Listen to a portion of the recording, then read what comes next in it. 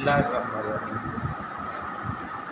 सबसे पहले तो मैं ये कहना चाहूँगा कि दुनिया में जिस कौम में भी दुनिया में अपना मुकाम और मयार बनाया है, अपने उस्तादों की इज़्ज़त और कदरदानी करके ही अपना मुकाम बनाया है। बदकिस्मती आज ये है कि पाकिस्तान में इस्तिज़ा का वो मुकाम, वो रिस्पेक्ट नज़र नहीं आती जो यूरोपियन कंट्रीज़ के अंदर और अरबों के अंदर नज़र आती है।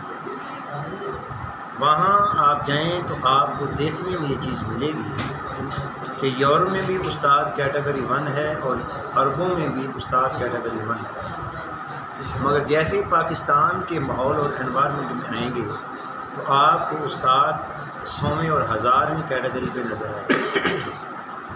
मैं आज ये मैसेज देना चाहता हूँ टीचर डे के वाले से कि जो कौम अपने मुरब्बी और अपने मुर्शदों का एतमाद खो बैठती है और उनकी इज़्ज़त और कदर खो देती है, वो दुनिया में फ़कत ज़लील और रुसवा ही नहीं होती बल्कि वो अपनी पहचान भी खो बैठती है। रही बात टीचर डे के वाले से, तो टीचर डे ये एक नई इस्तिलाह है। हमारा इस्लाम और हमारा दीन तो माँ बाप को सुबह उठते एक नज़र से देखना भी हज मबरूर का सवाब का अजर बताता हुआ नज़र आता है।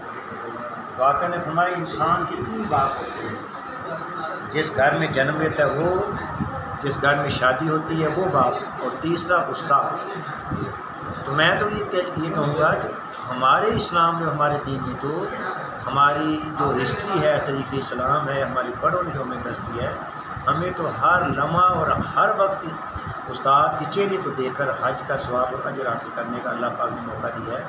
तो लिहाजा हम तो सारा साल ही टीचर डे मनाते हैं। साल के बाद टीचर डे मनाना ये एक यूरोपीय कंसेप्ट है, ये मुसलमानाइजेशन का कंसेप्ट नहीं है। तो लिहाजा मैं अपने कौम को, अपनी नौजवान नस्ल को, यंगस्टर को ये पैगाम देना चाहता हूँ कि अगर अपना मुकाम फ़याज़ हासिल करना चाहते हैं तो हर वक्त जहाँ भी होते हैं अपने उस्ताद की इज़्ज़त और आनर को अपने गले का हार बनाए रखें। बस आज के बारे में कहना चाहता हूँ।